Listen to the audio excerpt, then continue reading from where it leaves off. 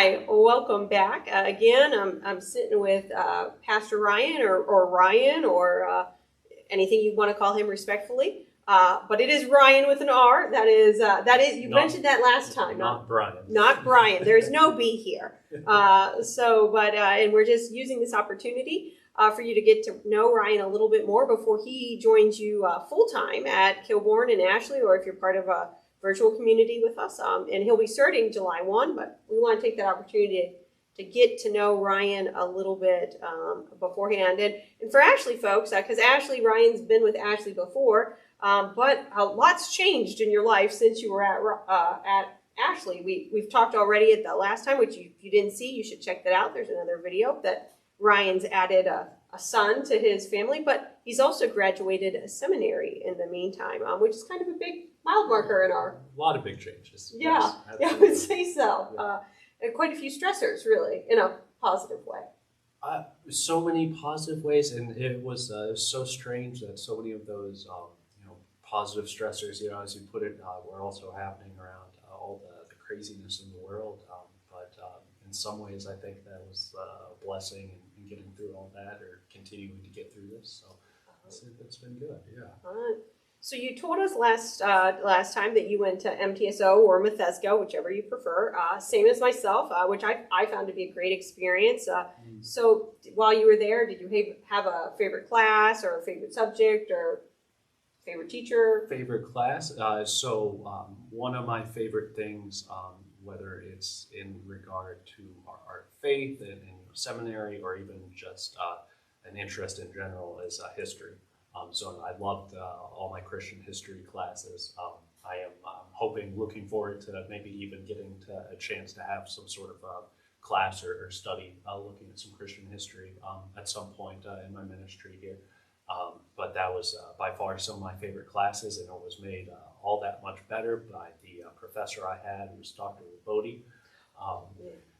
She was a wonderful woman, and she, in many ways, kind of would remind you of a Hogwarts professor, from Harry Potter, if you would. I mean, her hair would be even colored different colors sometimes. She was a really interesting lady, but she had a lot of great things to teach, and so that made me those classes some of my favorite while I was there.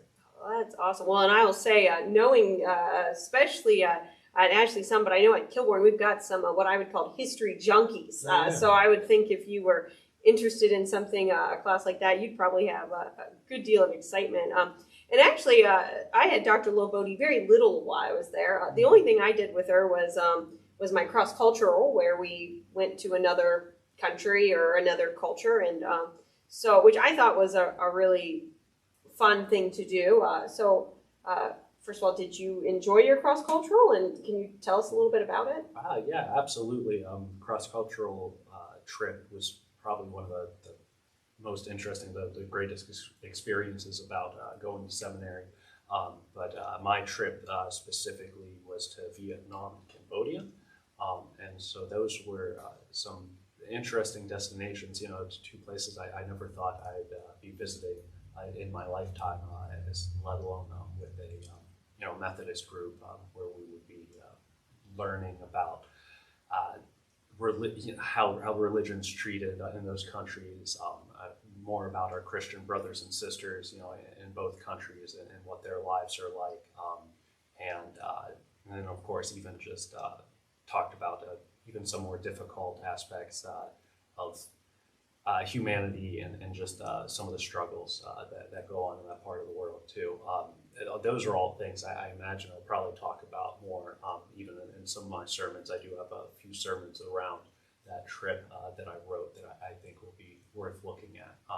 But that was by far just such a cool thing to just be beyond our borders and just really be exploring the world, and be with a Christian group where we prayed every morning and every night, and really are just looking for the ways that God's working in the world. So that sounds amazing. Yeah. I admit, I find I'm a little sad that I won't hear more sermons about that, because I can imagine that. Certainly those are areas with as you put some hard histories, really, yes, humanitarian, absolutely. and certainly areas though where Christianity is on fire in some areas, in a positive way. That sounded negative. Yeah. The positive on fire with the Holy Spirit, not I was going to say the literal. Holy Spirit guy. Yeah. So yeah, that certainly. I really do find I regret that I actually probably won't hear those sermons, but I'm sure they'll be excited about hearing more about that, and probably an area that most of our members haven't traveled to. Vietnam, Cambodia aren't the top travel destinations at the moment. No, I wouldn't say in general. So. Yeah. Now you graduated from seminary when? So it would have been, it was January of 2020. Okay. So that was an interesting experience because I finished, the second day in February, was the last day of class or something, and it was only a month and a half or so, maybe later, when lockdown had started. So that was a whole lot of transition all at once there. So. Yes, absolutely. So now that you're done with seminary, is there still an area that you are exploring more or want to learn more in? Well, in general, I'm just excited to be able to have some more hands-on experience with ministry.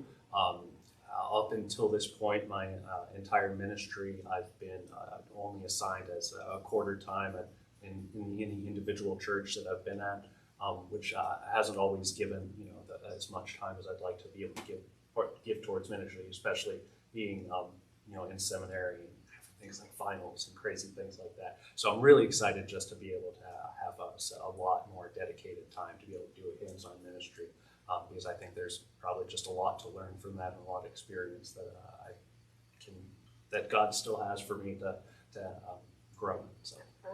Absolutely. Well, and I think a lot of people, or I shouldn't say a lot of people, but some people don't realize how really intensive seminary is. I mean, it is true graduate level work, and so I would imagine not having your time so divided would be very nice as well. Absolutely. So how did you find, though, when I just think that'd be really hard to balance school and church together. So how did you manage that and stay healthy? Right. Well,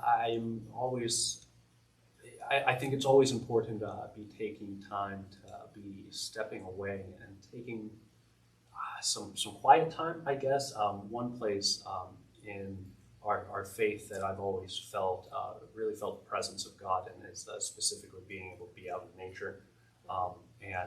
And so especially at least when the weather's warmer out, I'm always trying to be out hiking or out in the trees, and that always helps to keep me centered, I think, and give me a peace of mind. But even in addition to that, though, I'd be lying if I said that I think I could have gotten through any of this without my wife, Jasmine. She's just been loads of support, especially even coming back from stressful nights with finals or long night after charge conference. Having also come back from classes or what have you. So I think just remembering to take some quiet time with God and then having such a great partner really helped me get through that. So that is two things you can't do without. I mean, well, I guess you need some partners in life, whether they're marriage or friends or whatever. But yeah, absolutely. So let's be honest, seminary was a ton of work and sometimes very exhausting.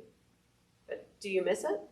I miss constantly sort of having new ideas being talked about around me, not even necessarily just by the professors or the material, but just by the other students and colleagues that were at school with me, and hearing just their perspectives on things and their ideas. And so I miss that kind of conversation, but I certainly don't miss it, the schoolwork aspect of it. That is fair enough, and I would agree with that. That's some of what I miss too. Is some of the energy, but none of the work. Absolutely. That is well said. Well, and the good news, as you transition here, you will be full time, and as you said, that really changes the flow of the day. And not having seminary will be amazing.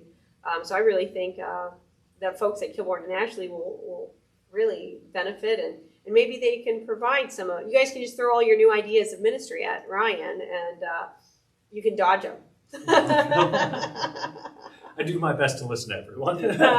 Spoken like a true pastor. Well, that's great. Thank you again for talking to me some, and for those of you watching, we hope you've made it this far, and we hope you enjoy it. And we will have Ryan and I will have another conversation for you, and also I think Ryan's going to be doing some other videos as well. We're just really trying to. This has been a weird time and a weird year, and everything's been kind of crazy. So we're just making sure you guys get the blessing of getting to know Pastor Ryan a little bit more before July. So we'll hope you guys will keep following up, and certainly I hope you are looking forward to getting to meet Pastor Ryan and the ways you get to come July. So thank you.